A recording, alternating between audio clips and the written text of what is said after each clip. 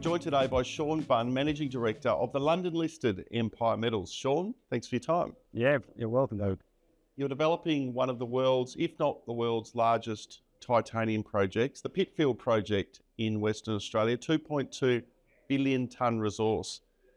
Let's talk about scale and let's talk about titanium. Firstly, what does titanium mean from a commodity point of view and a user point of view? And the scale of this project, how does it identify on a global scale? Yeah, titanium, look, you split titanium up into, I guess, two components. There's the metal component, where it's it's a wonder metal. It's as strong as steel, half the weight. So it has massive implications for aircraft, aerospace development. So you really got a strategic, critical metal there that has a lot of interest out of Europe, US, governments seeking to lock up supply. I think that's a real strategic aspect of it. But the majority of titanium goes into pigments, titanium dioxide pigments. They are the widest and brightest of any pigment. There's no substitute. Goes into paints, goes into paper, plastics. So you have basically a commodity that doesn't sit there on these huge price cycles. It's linked to world domestic demand, so growth over a long period of time. And we're really excited by the prospect of being able to come into that market and fill the growing demand. As I touched on, Pitfield is a 2.2 billion tonne resource. How does this sit globally and how do you unlock the value of this asset? So within that 2.2 billion tonnes, roughly about 5.1% TiO2, we measured the titanium content in hundreds of millions, where our peers are talking tens. You are literally looking at the world's largest titanium discovery. It's a giant, a freak of nature, to be honest. It's completely different in terms of mineral species. The makeup of the ore is different. So the scale of this represents, not just, it's a multi-generational opportunity. We're right at the early part of that development phase, going through, studies, exploration, development. But where we're looking at taking this is, a mining operation, an integrated mining operation that could be there for well over 100 years or far longer than that. Most titanium processing options are heavily based on acid, a decades-old technology, hasn't changed much. You're looking at a new processing technique that could really unlock the value of this asset. Talk us through the technique and how it's going to add value to this project. So I mentioned the sort of uniqueness of the ore body. So that relates to the type of minerals that we've discovered. It's not a mineral sands deposit. It doesn't have ilmenite, for instance. And ilmenite, in terms of the titanium industry, represents 90% of the material that you mine to get titanium.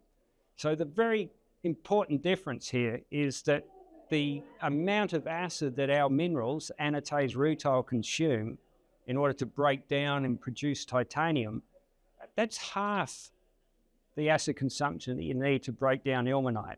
And it's also done at a much lower temperature.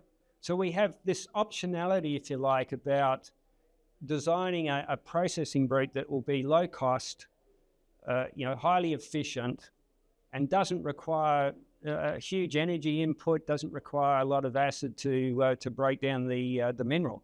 So we have a natural advantage over 90% of the world's supply, and we believe that we can take that all the way through to final product. You've recently completed a drill program at the project. You've described it as a defining moment. Results were high grade, shallow, and district scale. Talk us through those results, but what they mean to unlocking the value of this asset.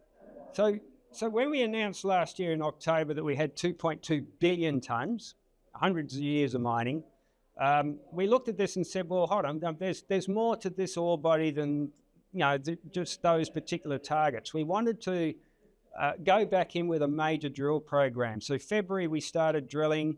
We've drilled over 36,000 metres in the last 2 months, the biggest program we've ever undertaken, focused on the near-surface mining targets. So what we identified, announced yesterday, was the establishment of this central core at one of the targets. Most of the drill holes are over 6% in situ TiO2, but this central core is running on average probably 7 to 8, and we're seeing intercepts up over 10%. So why am I excited? Well, I see it's a defining moment. Well, I mean, we've identified, I believe, the natural, the targets for the mining operations. We've got 320 square kilometres of mineralised zone. And I've got to find a place to put a plant and a mine within that target. So definitely have now got clear line of sight to where we would want to initiate our mining plans and studies.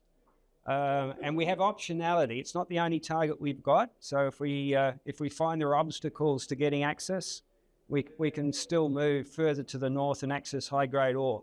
So in terms of de-risking, in terms of understanding, getting the resource base up to measured and indicated, we're already kicking that ball out, hitting that ball out of the park, so to speak. And importantly, you're also talking to potential end users. You've been producing TiO2 pilot scale product and putting it in the hands of people who might be potential customers. What's the response been?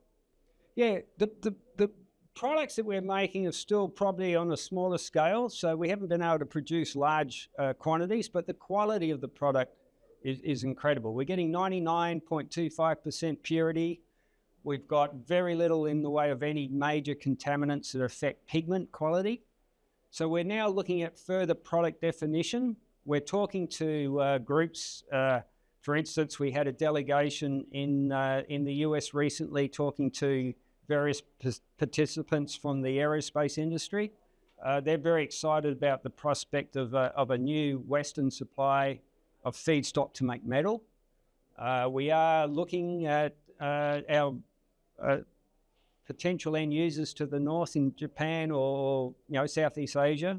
So there's a lot of interest from various important geopolitical hubs, if you like, that will be able to refine, make metal, and then supply this critical metal to the Western world. So we are well on our way to establishing, I think, not partnerships in this early phase, but at least alliances, if you like, where people understand what we're trying to do and are very keen to see us get through this development phase and into production. One of the world's largest titanium projects, a clear process to drive value and a path to develop this project for those end users who are already engaged. Exciting time ahead for Empire Metals and its shareholders, Shaun. Thanks for your time. You're welcome.